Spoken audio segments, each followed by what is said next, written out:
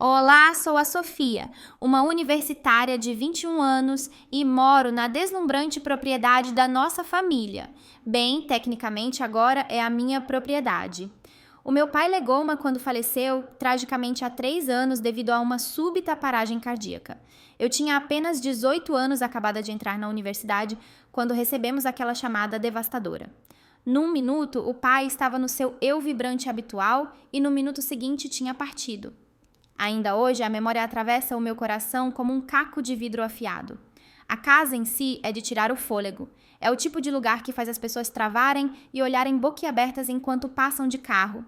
2 andares de arquitetura elegante, gramados impecavelmente cuidados que se estendem como tapetes de esmeralda e uma cozinha que faria até o chefe mais celebrado morrer de inveja. Vivo aqui com a minha mãe, a Elara, que tem 48 anos. O pai, sempre o provedor, certificou-se de que ela também estaria bem, deixando-lhe uma mesada mensal de 500 euros para o resto da vida. O que realmente me espantou foi a serenidade com que a mamã aceitou tudo. Não houve discussões nem queixas amargas sobre eu herdar a casa. Ela simplesmente sorriu, um sorriso triste mas conhecedor, e disse: "O teu pai sempre soube o que estava a fazer." Essa é uma das coisas que sempre admirei na minha mãe, a sua incrível capacidade de navegar pelas situações mais turbulentas com tanta graça. O novo companheiro da Elara e o caos iminente. Instalamo-nos numa rotina confortável, embora mais tranquila após a partida do pai. A mamãe e eu ficamos ainda mais próximas, se é que isso era possível. Ela preparava carinhosamente o meu pequeno almoço favorito todas as manhãs e demorávamos-nos no café a discutir as minhas aulas e a partilhar anedotas sobre os nossos dias. Tudo estava bom, ou pelo menos eu queria desesperadamente acreditar que estava. Foi precisamente por isso que o que aconteceu há alguns meses me atingiu com a força de um caminhão. Entrei pela porta da frente, depois das minhas aulas da tarde, apenas para encontrar a mamã de pé, no nosso grande hall de entrada, com um homem que nunca tinha visto na vida e 2 rapazes com ar sombrio a espreitar atrás dele. "Sofia, querida", começou a mamã, a sua voz estranhamente aguda e tensa. "Gostaria que conhecesses o Mateus, o meu marido." Fiquei ali completamente congelada, a palavra marido, ecoando na caverna da minha mente. Devo ter parecido um peixe a debater-se à minha boca, a abrir e fechar sem que um único som coerente escapasse. "Casamo-nos ontem", continuou ela tão casualmente, como se estivesse a anunciar que tinha comprado uma nova almofada. O Mateus era visivelmente mais novo do que a mamã. Mais tarde soube que era 6 anos mais novo. E os seus 2 filhos, que pareciam ter uns 12 e 14 anos, estavam atrás dele, como sombras. Mas o que realmente me derrubou não foi apenas o choque de a mamã se ter casado novamente. Foi o fato frio e duro de ela não me ter dito uma única palavra sobre estar a sair com alguém. Sem dicas, sem conversas casuais, absolutamente nada. Apenas: "Surpresa, aqui está o teu novo padrasto", e um par de enteados bônus. Observei em silêncio atordoado, enquanto o Mateus, este completo estranho, passeava pela minha casa, inspecionando cada detalhe como se fosse um comprador em potencial numa casa aberta. Ele passou as suas mãos oleosas pelos corrimãos de mogno, espreitou cada um dos quartos com um olhar crítico e acenou com aprovação presunçosa para os tetos altos. "Isto é ainda melhor do que nas fotos", declarou ele, um sorriso largo e inquietante a espalhar-se pelo seu rosto. "Vamos gostar de viver aqui." A ilusão despedaçada e a intrusão insuportável. Algo na forma possessiva, como ele disse, "viver aqui", enviou um calafrio de desconforto pela minha espinha, mas tentei afastar a sensação. Afinal, quando finalmente nos sentamos para conversar naquele primeiro dia estranho, o Mateus parecia aceitável. Não exatamente caloroso ou acolhedor, mas também não abertamente terrível. Ele fez algumas perguntas superficiais sobre os meus estudos, contou algumas piadas que não eram inteiramente ofensivas e de alguma forma conseguiu manter os seus 2 filhos relativamente calados por pelo menos 1 hora. Talvez, pensei cautelosamente, talvez isto possa realmente funcionar. Essa frágil ilusão de harmonia potencial estilhaçou-se em 1 milhão de pedaços apenas 2 dias depois. "Devolve, é a minha vez, Tomás." O rapaz de 12 anos guinchou a plenos pulmões. "Nem pensar, acabei de começar." O seu irmão de 14 anos, o Marco, rugiu de volta. E assim a paz doméstica foi obliterada. Eles lançaram-se numa luta livre completa pelo meu portátil como se fosse a última peça de tecnologia na Terra. Isto não foi um incidente isolado, era a minha nova e horrível realidade diária. Estes 2 rapazes lutavam ferozmente por absolutamente tudo: o comando da televisão, o último biscoito patético no frasco, quem se sentava em que cadeira, até quem tinha o direito divino de usar a casa de banho logo de manhã. Numa tarde particularmente memorável, estava eu a tentar desesperadamente estudar para um exame crucial de direito. O capítulo sobre direitos constitucionais exigia concentração total e absoluta. E tinha finalmente conseguido entrar num ritmo produtivo quando crash. A porta do meu quarto abriu-se, e nela caíram o Tomás e o Mar com uma confusão emaranhada de membros a debaterem-se e acusações furiosas. "Saiam!" gritei, saltando da minha secretária, a minha voz a tremer de raiva. "Este é o meu quarto." Ele pegou no comando quando eu estava a ganhar. O Tomás choramingou, apontando um dedo acusador ao irmão. "Nem estavas a jogar bem", o Marco retrucou, e eles continuaram a sua ridícula briga, derrubando os meus materiais de estudo cuidadosamente organizados. O meu pesado livro de direito constitucional caiu no chão com um baque nauseabundo, as páginas a dobrarem-se sob o seu próprio peso. "Pai", ouvi o Marco berrar do corredor.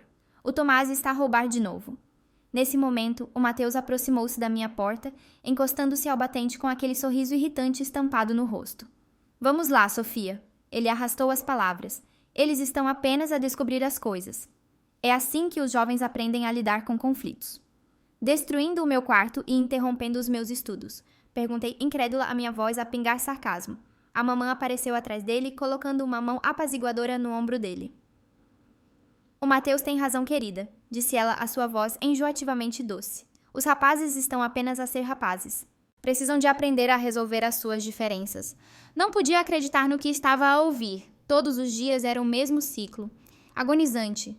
Lutas constantes, gritos incessantes, coisas a serem partidas. E aparentemente tudo isto era perfeitamente aceitável para o pai deles e cada vez mais para minha própria mãe. A tomada de poder e o confronto ardente.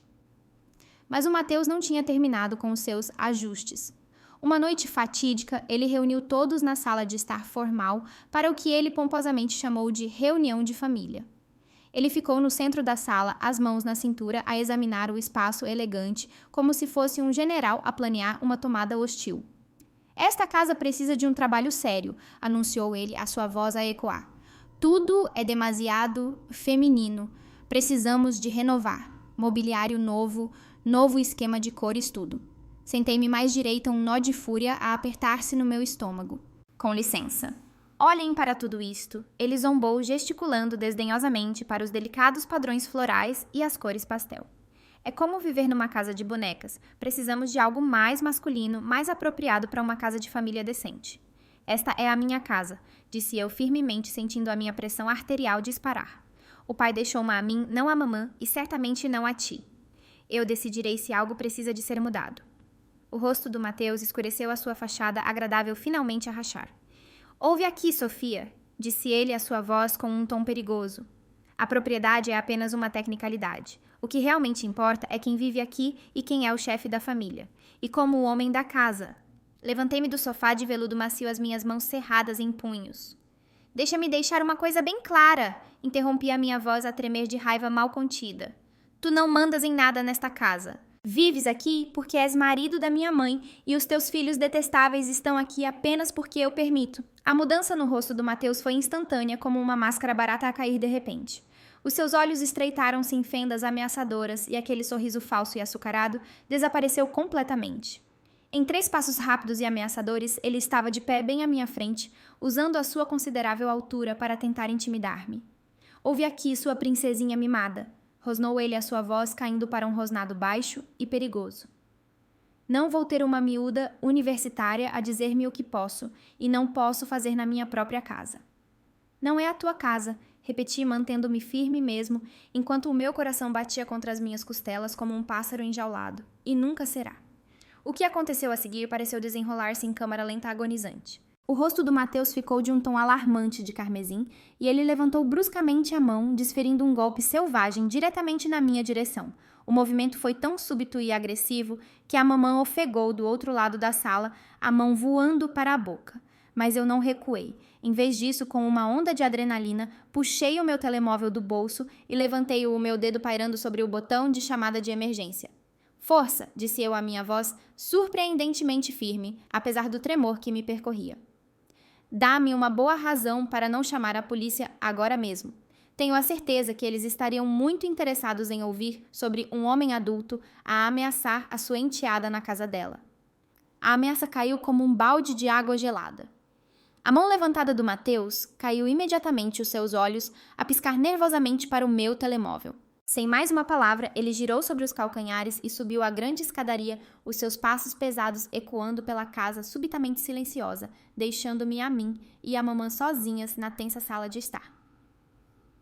Sofia querida, a mamã apressou-se a sua voz a tremer com uma mistura de medo e algo mais que eu não conseguia decifrar. Não há necessidade de as coisas ficarem tão aquecidas.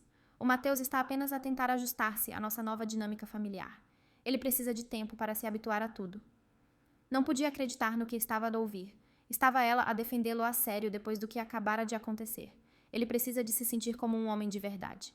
A mamã continuou torcendo as mãos como se implorasse a alguma força invisível. Como o chefe da casa sabes como isso é importante para os homens, querida.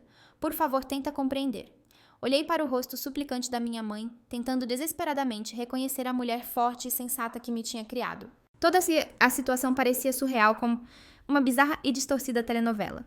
A minha mãe, que sempre fora o epítome do bom senso, estava agora diante de mim, a dar desculpas patéticas para um homem que acabara de tentar agredir-me fisicamente. Algo dentro de mim finalmente estalou. Eu tinha terminado de tentar ser diplomática. Queres saber o que penso? Perguntei a minha voz subindo deliberadamente, certificando-me de que as minhas palavras seriam ouvidas no andar de cima. Quando o Mateus ganhar dinheiro suficiente para comprar a sua própria maldita casa, ele pode fazer as regras ridículas que quiser lá. Mas isto, gesticulei para a casa opulenta, que o meu pai me tinha deixado com tanto carinho. Isto não é a casa dele para mandar. O silêncio que se seguiu foi ensurdecedor, quebrado apenas pelo batimento frenético do meu próprio coração. Depois do andar de cima, ouvimos passos pesados e zangados, seguidos por um bang violento. O som do Mateus a bater à porta do quarto foi tão forte que fez o lustre de cristal da sala de estar balançar precariamente. O declínio da família e o abandono materno. No rescaldo daquele confronto explosivo com o Mateus, as coisas na casa mudaram inegavelmente, mas não da forma dramática e resolutiva que eu esperava desesperadamente. Começou subtilmente, quase imperceptivelmente, com o pequeno almoço. Pelo tempo que eu conseguia recordar vividamente as manhãs, tinham sido o nosso tempo sagrado.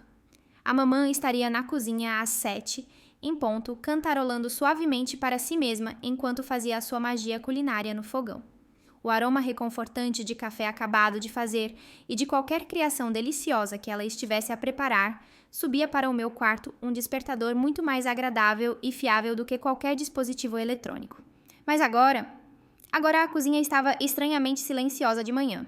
A primeira vez que isso aconteceu ingenuamente, pensei que a mamã tinha simplesmente dormido mais. Desci as escadas no meu habitual torpor matinal, esperando ser recebida pelo rico aroma de café e bacon, a fritar apenas para encontrar uma cozinha vazia e fria. O fogão estava sem vida, a máquina de café intocada. Olhando pela janela da sala de jantar, pude ver a mamã no jardim, meticulosamente cuidado, a beber café tranquilamente com ele.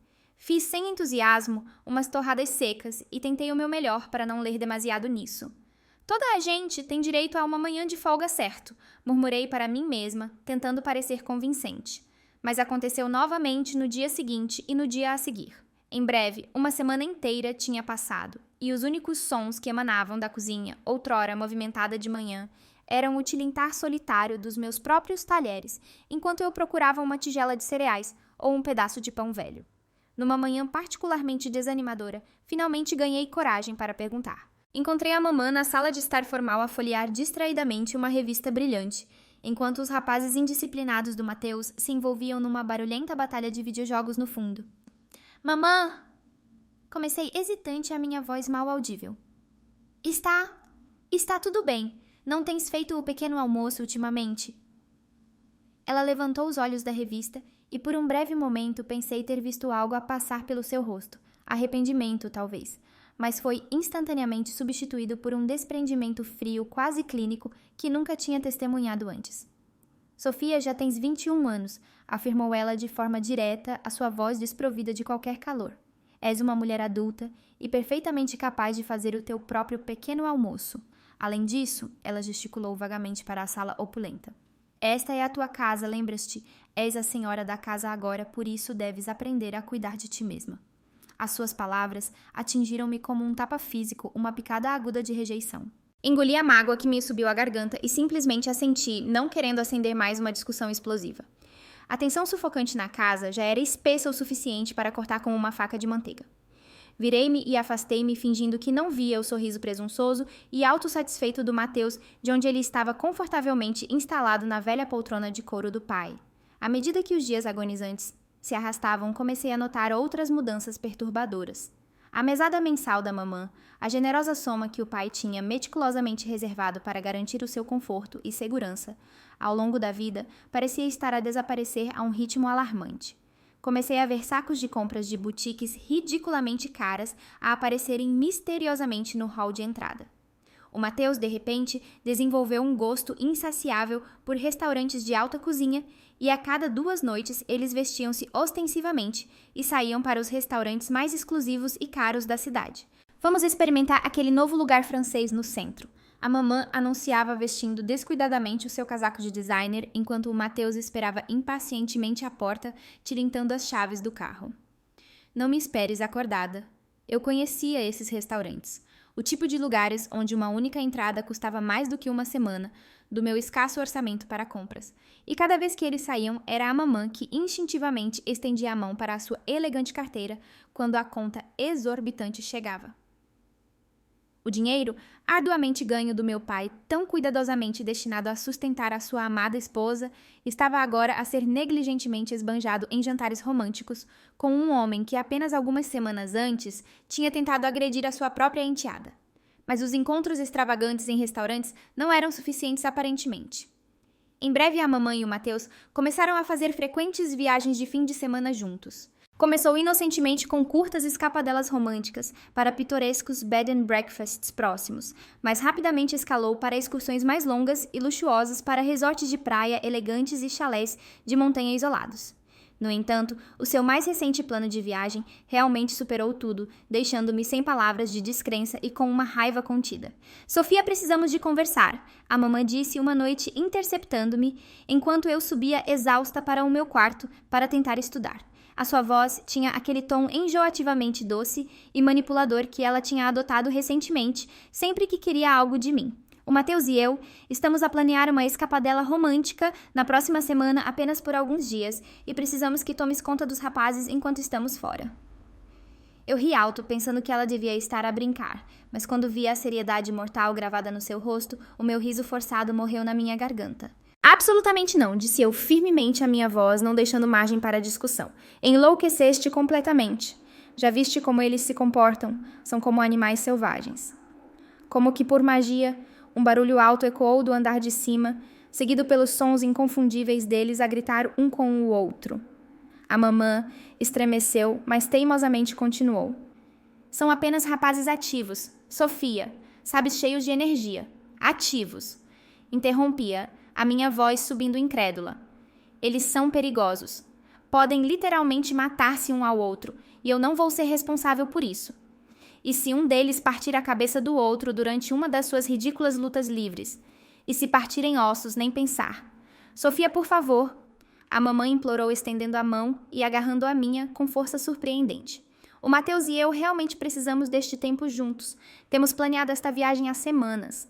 Arranquei a minha mão, uma fúria fria a assentar no meu peito. Então levem-nos convosco. Ou melhor ainda, deixem-nos com a mãe do Mateus. Ela vive aqui a 15 minutos daqui.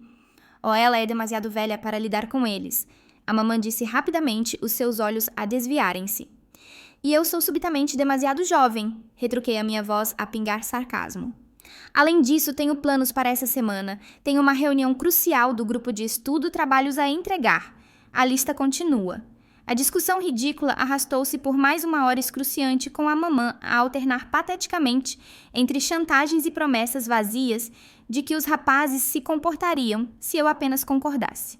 Mas eu mantive-me firme a minha determinação a endurecer com cada súplica manipuladora.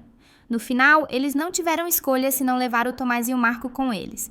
Na manhã em que finalmente partiram, dir-se-ia que alguém tinha morrido pelos olhares melodramáticos estampados nos seus rostos. O Mateus andava a passos pesados, atirando descuidadamente as malas para a bagageira do seu SUV ridiculamente grande, franzindo a testa para mim como se eu tivesse pessoalmente arruinado a sua vida patética. A mamã mal ofereceu um adeus superficial, apenas um olhar de desapontamento intencional, que claramente tinha como objetivo fazer-me sentir esmagadoramente culpada. A casa sentia-se maravilhosamente, abençoadamente pacífica, depois de eles terem finalmente partido o silêncio, um bálsamo bem-vindo para os meus nervos à flor da pele. Mas as suas atitudes perpetuamente azedas tinham se tornado o novo e deprimente normal.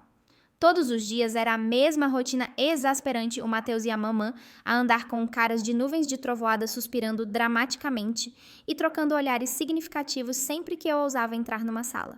Era como se estivessem envolvidos numa bizarra competição pelo título de pessoa mais infeliz. Entretanto, os dois terrores que eles chamavam de filhos continuavam a sua guerra diária e destrutiva. Ainda ontem eles tinham se envolvido numa briga física completa, pelo cobiçado comando da televisão, com empurrões agressivos, esbarrões patéticos e gritos ensurdecedores o suficiente para acordar os mortos. E a mamã? Ela mal olhava para cima do seu telemóvel, aparentemente alheia ao caos que se desenrolava à sua volta, como se as lutas e a destruição constantes não fossem mais do que um pequeno inconveniente. Como se as lutas incessantes não fossem suficientemente más, os meus encantadores enteados tinham desenvolvido recentemente um novo e profundamente irritante passatempo, servirem-se dos meus pertences pessoais sempre que eu estava na universidade. Começou de forma inocente. O meu rato sem fios desapareceu misteriosamente um dia, seguido pela minha coluna Bluetooth portátil no dia seguinte. Mas em breve, os seus dedos pegajosos passaram para alvos maiores e mais valiosos. Cheguei à casa de uma tarde particularmente cansativa de aulas um dia para encontrar o meu tablet visivelmente desaparecido da minha secretária. Quando confrontei o Marco e o Tomás, ambos ofereceram encolheres de ombros idênticos e exagerados com as suas melhores expressões inocentes. Não o vi, o Marco murmurou, evitando propositadamente o contato visual enquanto navegava no telemóvel. Não, nem ideia, o Tomás ecoou de repente, tornando-se intensamente interessado em atar meticulosamente os seus atacadores. Esta farsa irritante durou 3 dias agonizantes. 3 dias inteiros deles a fazerem-se de burros, enquanto eu sabia com todas as fibras do meu ser que um deles o tinha roubado. Finalmente tinha chegado ao meu limite. Enquanto o Marco estava convenientemente ausente no treino de futebol, entrei diretamente no seu quarto desorganizado. O lugar era um chiqueiro absoluto. Roupas espalhadas por todo o lado, como trapos descartados, embalagens de doces pegajosas enfiadas desordenadamente entre livros e pôsteres pendurados tortos nas paredes, como se um pequeno tornado tivesse passado recentemente. Comecei a procurar metodicamente a minha raiva, a alimentar a minha determinação. Remexi em gavetas transbordantes, espreitei debaixo da cama suspeitamente irregular e até me aventurei nas profundezas do seu armário a transbordar. E lá estava. Escondido embrulhado protetoramente numa das suas camisolas nojentas e manchadas e enfiado no fundo da sua última gaveta, estava o meu tablet. A bateria estava quase descarregada e ele já o tinha enchido com um número ridículo de aplicações de jogos que apodreciam o cérebro e sabe-se lá mais o quê. Quando ele finalmente chegou à casa, arrastando-se do treino, o olhar de culpa pura e não adulterada que lhe cobriu o rosto quando me viu de pé na sua porta a segurar o meu tablet não teve preço. Eu ia devolvê-lo, ele murmurou fracamente, os seus olhos a desviarem-se nervosamente. Nem pensar, cortei-o a minha voz perigosamente baixa. Fiquem fora do meu quarto e fiquem longe das minhas coisas. Mas previsivelmente eles não aprenderam, nem um pouco. Uma semana depois, entrei na sala de estar para os encontrar ambos espalhados no caro tapete persa, o meu portátil precariamente equilibrado entre eles, enquanto jogavam um jogo de vídeo idiota que sem dúvida tinham descarregado sem a minha permissão. Sem uma palavra, peguei no portátil, ignorando os seus protestos imediatos e indignados. Se alguma vez apanharam de vocês a tocar nas minhas coisas de novo... A minha voz esvaiu-se a ameaça implícita pairando no ar. Depois veio a gota d'água final e imperdoável. Eu estava a voltar para a casa do campus numa tarde ensolarada, a minha mente cheia das infinitas complexidades do direito constitucional quando os vi. Uma mulher que nunca tinha encontrado antes estava com o Mateus ao lado do carro vintage Mustang, o orgulho do meu pai, que tinha sido inexplicavelmente tirado da garagem. O carro que ele mais prezava, aquele que ele tinha passado inúmeros fins de semana a lavar e a encerar meticulosamente, ensinando-me pacientemente sobre motores e mudanças de óleo e a importância vital de uma manutenção adequada. O meu estômago afundou com um nó nauseabundo à medida que me aproximei e ouvi a sua conversa casual. Excelente estado, a mulher estava a dizer, circulando o carro brilhante com um olhar de avaliação. Acho que seria absolutamente perfeito para o meu trajeto. O que raio se está a passar aqui? Exigia a minha voz mais áspera e acusatória do que eu pretendia. A mulher virou-se para mim com um sorriso brilhante e alheado. Oh, olá! Estou aqui por causa do carro, ele pô-lo à venda online. Senti como se alguém me tivesse atirado um balde de água gelada pelas costas, o choque a roubar-me o fôlego. Este carro não está à venda, declarei firmemente a minha voz a tremer de descrença e raiva crescente. Pertencia ao meu pai. O rosto do Mateus contorceu-se num sorriso feio e desdenhoso. Devias estar a agradecer-me, cuspiu ele a sua voz a pingar veneno. Na verdade, encontrei um idiota crédulo disposto a comprar esta porcaria. É praticamente um carro de mulher de qualquer maneira. Nenhum homem que se preze seria apanhado a conduzi-lo. Fiquei ali completamente congelada enquanto ele continuava a sua diatribe odiosa, as suas palavras como golpes físicos. O teu pai, ele praticamente cuspiu a palavra ao seu rosto contorcido de nojo. Claramente não sabia nada sobre carros a conduzir esta coisa ridícula como uma... Ele acenou com a mão desdenhosamente, procurando uma comparação apropriadamente insultuosa. Não admira que ele agisse como uma mulher. Um homem de verdade teria comprado um carro, como deve ser. Finalmente encontrei a minha voz virando-me para a mulher perplexa, que ainda parava incerta perto do Mustang.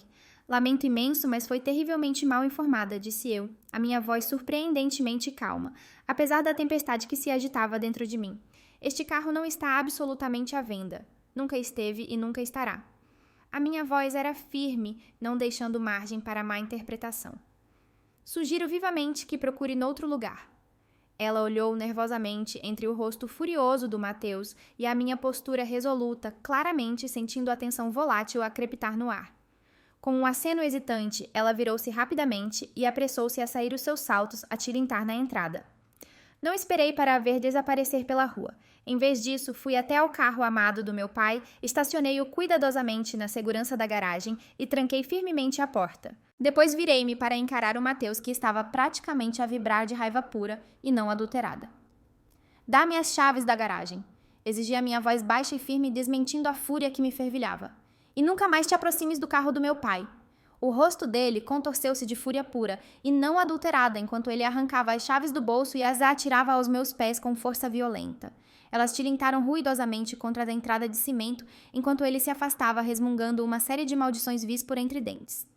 Naquela noite a mamãe encurralou-me na cozinha, o seu rosto uma máscara de fúria fria. Como ousas falar com o Mateus daquela maneira? Sibilou ela, a sua voz baixa e venenosa. Tens ideia do tipo de problemas que estás a criar para ti mesma? Bati com o meu copo de água na bancada de granito, o som agudo ecoando no silêncio tenso. Problemas. Queres falar de problemas? Que tal ele tentar vender o carro do pai pelas minhas costas? Que tal ele insultar a memória do pai da maneira mais repugnante imaginável? Ele estava apenas a tentar ajudar. Aquele carro está ali parado a juntar pó.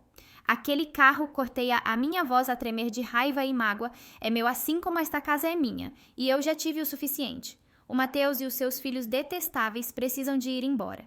Estou farta das lutas constantes, do roubo descarado, da total falta de respeito. Estou farta de tudo isso. Tu estás a expulsar-nos. A voz da mamã subiu a um guincho estridente, os seus olhos arregalados de descrença, e um toque de algo parecido com pânico. A tua própria mãe. Não amanto, não, disse eu, respirando fundo para tentar controlar as emoções avassaladoras que ameaçavam consumir-me. Tu podes ficar. És a minha mãe, e esta era a tua casa com o pai também. Mas o Mateus e os rapazes precisam de ir. Ela olhou para mim como se nem sequer reconhecesse a pessoa que estava à sua frente, o seu rosto uma mistura de choque e descrença. Depois a sua expressão endureceu numa teimosa desafio. Se eles forem, eu vou. As suas palavras atingiram-me como um golpe físico, uma dor aguda e inesperada que momentaneamente me tirou o fôlego. Mas eu mantive-me firme à minha decisão inabalável. Essa é a tua escolha, mamã. Eles foram-se na tarde seguinte. Observei da janela do meu quarto enquanto carregavam sombriamente as suas caixas de aspecto barato e malas transbordantes para os seus carros velhos.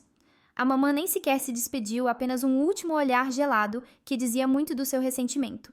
Depois que finalmente se foram deixando um silêncio inquietante no seu rasto, retirei-me para o escritório do pai, rodeada pelos seus livros reconfortantes e fotografias familiares, tentando processar o turbilhão de eventos que acabavam de acontecer. Mas um pensamento persistente e irritante continuava a girar na minha mente e isto não tinha terminado. O Mateus não era o tipo de homem que se afastava calmamente e com graça. Eu sabia no fundo que precisava de ajuda profissional. Na manhã seguinte, peguei no telefone e liguei para o velho amigo e advogado de confiança do pai, o Dr. Gabriel Silva. Ele tinha tratado meticulosamente o testamento do pai e sempre me tinha dito calorosamente para o contactar imediatamente se eu alguma vez me encontrasse em necessidade de algo. Isto é sério, Sofia, disse ele gravemente, depois que eu lhe contei toda a sórdida saga, a minha voz ainda a tremer, com raiva e mágoa residuais. A sua mãe não tem absolutamente nenhuma reivindicação legal sobre a propriedade. O testamento do seu pai foi cristalino sobre isso. Mas se ela decidir apresentar um processo... Comecei uma onda de ansiedade a atingir-me, mas depois parei. Atualmente, eu, honestamente, não tinha certeza do que a mamãe era capaz. As batalhas legais são caras, Sofia. O Dr. Gabriel continuou a sua voz calma, mas firme. Mesmo que ganhemos e nós ganharíamos, acabaria por gastar uma quantia significativa de dinheiro e uma quantidade considerável de tempo a lutar contra isto em tribunal. Para não mencionar o imenso custo emocional que isso acarretaria. Ele recostou-se na sua cadeira de couro gasta, a sua expressão pensativa. O meu melhor conselho, tente resolver isto amigavelmente antes que chegue a esse ponto. A astuta previsão do Dr. Gabriel provou ser tragicamente precisa e mais cedo do que eu poderia ter antecipado. Apenas 2 dias após a nossa reunião sóbria, o meu telefone tocou o nome da mamã a piscar ominosamente no ecrã. Vou apresentar um processo, declarou ela sem qualquer preâmbulo, a sua voz fria e dura. Para a divisão de bens. Não pode simplesmente atirar-nos para a rua como se fôssemos lixo. Contactei o doutor. Gabriel imediatamente, após desligar o meu coração, a afundar com uma pesada sensação de pavor. Vamos tentar a mediação primeiro, sugeriu ele a sua voz reconfortante, apesar das circunstâncias sombrias. Coloque todos numa sala com uma terceira parte neutra. Será significativamente mais barato e muito mais rápido do que uma longa batalha judicial. A mediação foi agendada para a semana seguinte. Cheguei cedo, acompanhada pelo Dr. Gabriel, o nó de ansiedade no meu estômago a apertar-se a cada minuto que passava. A mamãe entrou alguns minutos depois, ladeada pelo seu próprio advogado e previsivelmente pelo Mateus, que parecia não conseguir resistir à oportunidade de um último jogo de poder. O Dr. Gabriel imediatamente assumiu o controle da tensa reunião, a sua presença uma força calmante na atmosfera carregada. Vamos ser absolutamente claros sobre o que estamos a lidar aqui, começou ele, a sua voz firme e autoritária, enquanto espalhava vários documentos de aspecto importante na mesa de conferências polida. O testamento do Sr. Pedro era inabalável. Ele foi meticulosamente elaborado por um dos melhores advogados de heranças de todo o estado, eu. Ele guiou-os metodicamente pelos intrincados detalhes legais, a sua voz calma, mas inabalável. A casa ou carro, absolutamente tudo foi explicitamente deixado para a Sofia. A senhora Elara Silva, a senhora recebeu uma mesada mensal muito generosa, que entendo ainda está a receber. Simplesmente não há nada aqui para disputar legalmente. O advogado da mamã mexeu-se desconfortavelmente na sua cadeira, evitando o contato visual, enquanto o Dr. Gabriel continuava o seu argumento persuasivo. Um processo seria um empreendimento incrivelmente caro, senhora Elara. Muito caro. A Sofia aqui tem os recursos financeiros para lutar contra isso pelo tempo que for necessário. A senhora tem... Ele olhou diretamente para a minha mãe, o seu olhar inabalável. Está realmente preparada para esgotar as suas poupanças, possivelmente até contrair uma dívida significativa por um caso que simplesmente não pode ganhar. O Mateus, previsivelmente, levantou-se, o seu rosto vermelho de raiva. Claro que ela quer continuar. Não vamos deixar uma pirralha mimada. Senhor Pereira! O Dr. Gabriel cortou bruscamente a sua voz, não deixando margem para a discussão. O senhor não é parte desta discussão. Estou a dirigir-me à senhora Silva. De facto, acrescentou ele com um tom de repreensão. Acho que seria muito mais produtivo se esperasse lá fora. O rosto do Mateus ficou daquela cor vermelha de raiva familiar. Com um bufo violento, ele saiu da sala de conferências, batendo a porta pesada com tanta força que as persianas tremeram precariamente. No silêncio súbito e tenso que se seguiu à sua saída dramática, observei a minha mãe. Ela parecia mais pequena de alguma forma, mais derrotada, a luta parecia esvair-se dela. A mesada mensal continua por toda a sua vida, Elara.